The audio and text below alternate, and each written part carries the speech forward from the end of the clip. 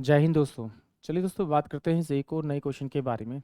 इस क्वेश्चन में एग्जामिनर ने कहा है कि Monica spend 72% of her income if her income increase by 20% and saving increase by 15%। तो एग्जामिनर पूछता है then her expenditure increase by correct to 1 decimal.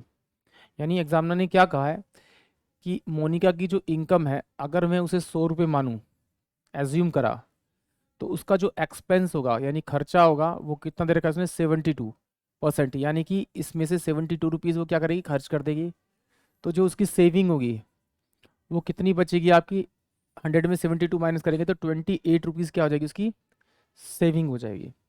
फिर एग्जामिनर ने कहा कि भाई उसकी जो इनकम है वो 20% क्या है, बढ़ गई। तो इस 100 का 20% निकालेंगे और इसमें फिर प्लस कर देंगे तो ये 120 रुपीज़ जो आएगी उसकी नई इनकम आ जाएगी। तो उसकी जो सेविंग है, सेविंग वो कितनी है, अभी 28 है, कितनी बढ़नी है 15%। यानी कि इसको मैं दो हिस्सों में ब्रेक कर सकता हूँ, 10 प्लस का 5%। तो इसका 10% निकालूंगा तो 2.8 आएगा और इसका 5% करूँगा तो 1.4 आ जाएगा। यानी कि इसको मैं ऐड करूँगा तो मेरे पास कितना होगा, 4.2 उसकी ना सेविंग इंक्रीज होगी। इसमें ऐड करूँगा तो 32.2 रुपीज़ क्या होगी, उसकी सेविंग बढ़ जाएगी, मतलब बढ़कर इतनी हो जाएगी। अगर मैं इनकम और सेविंग का डिफरेंस निकालूंगा तो मेरे पास 120 में से 30 जाएगा तो 90, यानी कि 87 पॉइंट, ये मेरे पास में कितना बचेगा, 8 बचेगा।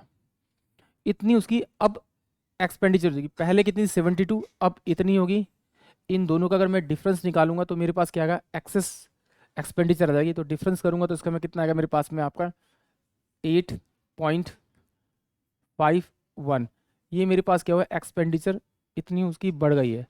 तो पहले कितनी थी 72 डिवाइड 15.8 निकालने के लिए 100 से मल्टीप्लाई करेंगे तो ये बराबर हो जाएगा 1580 बाय में 72 से डिवाइड कर लेते हैं। 1580 डिवाइड बाय में 72, तो 72 टू ज़ा 144, तो यहाँ से 4 और ये 1 और 0, तो ये 1 पर जाएगा तो कितना जाएगा 72।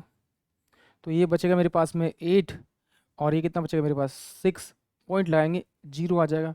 तो किस पे जाएगा, 9 पर। तो 9 दूनी 18, 9 63 64 64, तो ये कितना बचेगा आपका 2 और ये 3, यानी कि 21.9। और इसने करेक्ट 1 डेसिमल तक पूछा है।